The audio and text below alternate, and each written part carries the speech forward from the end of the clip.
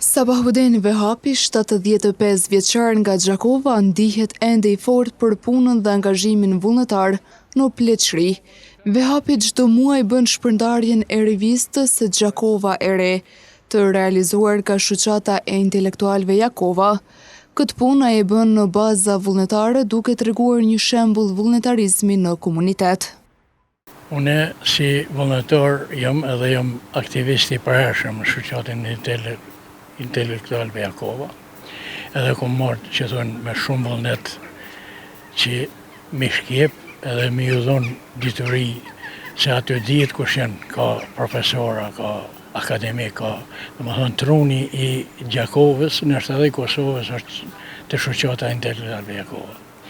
E bëj shpërndarjen, i kam njerëz që i marrin vazhdimisht, disa i marrin janë pak më të ri, kretë që kjo qëllimi kryesor është me ju tregu dhe rinis edhe brezat që të vijin, se çfarë kanë dhonë, domethënë kontribut ka ana e arsimit edhe shëndetësisë, besa ekonomisë, këto janë tonet janë në vend. Mes tjerash, Vehapi tha se këtë punë e bën më shumë knatësi, duke mbajtur në formë edhe shëndetin dhe disponimin, krahasuar me moshën që ka.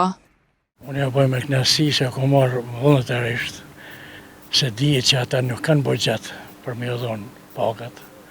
Unë e kam marrë me shumë knatësi, vetëm e qenë aktiv, me të pasiv, i kisha sugjeruar dhe tjerëve që të mirën, sidomos mosha e tretë. Duhet më marrë me diçka për më rujtë shëndetin, me pas disponimin më të madh.